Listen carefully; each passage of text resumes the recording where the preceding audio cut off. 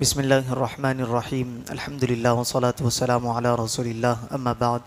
جیسا کہ پچھلے درس میں ہم نے سورہ نساء کی آیت نمبر 25 کی تلاوت، ترجمہ اور تفسیر سماعت کی، جس میں اللہ تبارک و تعالی نے ارشاد فرمایا، اور تم میں سے جو کوئی اتنی قدرت نہ رکھتا ہو کہ آزاد مسلمان عورتوں سے نکاح کر سکے تو ان مسلمان کنیزوں سے نکاح کر لے جو تمہارے ملک میں ہے، اور اللہ تمہارے ایمان کو خوب جانتا ہے۔ تم سب آپس میں ایک جیسے ہو تو ان کے مالکوں کی اجازت سے ان سے نکاح کر لو اور اچھے طریقے سے انہیں مہر دے دو، اس حال میں کہ وہ نکاح کرنے والی ہو، نہ کہ زنا کرنے والی اور نہ پوشیدہ آشنا بنانے والی۔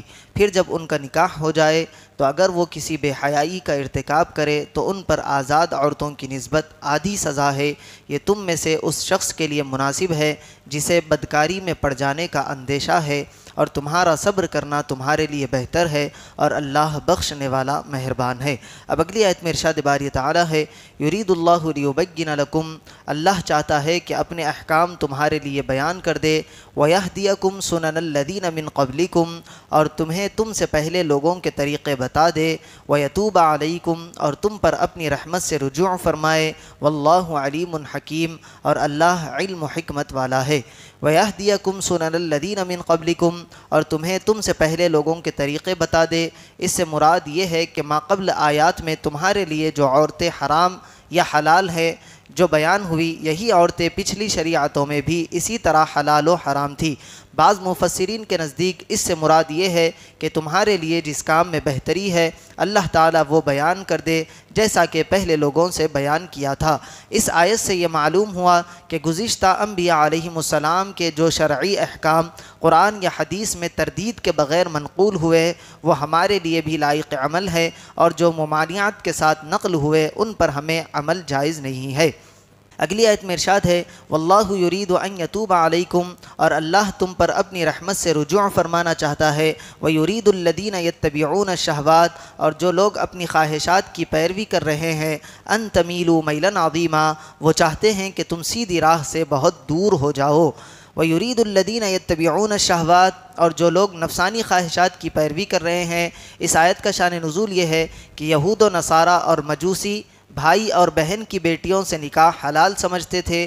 جب اللہ تعالیٰ نے ان سے نکاح کرنے کو حرام فرمایا تو وہ مسلمانوں سے کہنے لگے کہ جس طرح آپ خالہ اور پھوپھی کی بیٹی سے نکاح جائز سمجھتے ہو جبکہ خالہ اور پھوپھی تم پر حرام ہے، اسی طرح تم بھائی اور بہن کی بیٹیوں سے بھی نکاح کرو۔ اس پر یہ آیت نازل ہوئی کہ یہ لوگ چاہتے ہیں کہ تم بھی ان کی طرح زنا میں پڑ جاؤ اور عذاب کے مستحق بنو۔ اللہ تبارک و تعالیٰ تمہیں ان باتوں سے روکتا ہے۔ اگلی آیت میں ارشاد باری تعالیٰ ہے، یرید اللہ ان یخفف عنکم، اللہ چاہتا ہے کہ تم پر آسانی کرے، وخلق الانسان ضعیفا، اور آدمی کمزور بنایا گیا ہے۔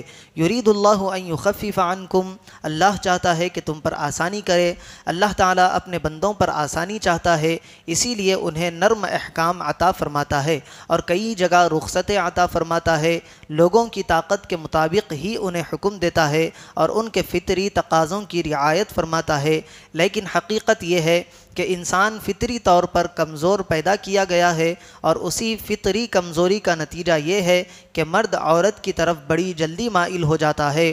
اس کے لیے عورت اور شہوت سے صبر دشوار ہے۔ اللہ تعالیٰ نے اپنے بندوں پر رحم فرماتے ہوئے مردوں کے لیے عورتوں سے شریعت کے دائرے میں رہتے ہوئے نفع اٹھانے کی اجازت دی، اور صرف ان عورتوں سے منع کیا جن سے نفع اٹھانے میں فساد عظیم اور بڑے نقصان کا خدشہ تھا۔ اسی لیے متقی پرہیزگار اور گناہوں کا تقاضا اور موقع موجود ہونے کے باوجود گناہوں سے بچ رہنے والے اللہ کی بارگاہ میں بڑے محبوب ہیں کہ انہوں نے اللہ کی رضا کے لیے اپنی کمزوری کا مقابلہ کیا اور اپنی خواہشات کو پس پشت ڈالا۔ ترغیب کے لیے ایک ایسے ہی متقی بزرگ کا واقعہ پیش خدمت ہے۔ بصرہ میں ایک بزرگ مسکی، یعنی جس کا ترجمہ ہے کہ مشک کی خوشبو جس سے آتی ہو، مشک کی خوشبو میں بسا ہوا کے نام سے مشہور تھے۔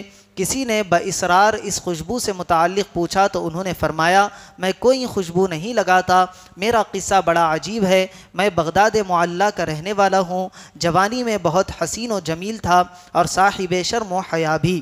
ایک کپڑے والے کی دکان پر میں نے ملازمت اختیار کی۔ ایک روز ایک بڑھیا آئی اور اس نے کچھ قیمتی کپڑے نکلوائے اور دکاندار سے کہا کہ میں ان کپڑوں کو گھر لے جانا چاہتی ہوں، اس نوجوان کو میرے ساتھ بھیج دے، جو کپڑے پسند آئیں گے وہ رکھ لیں گے، پھر ان کی قیمت اور بقیہ کپڑے اس نوجوان کے ہاتھ واپس بھیج دیں گے۔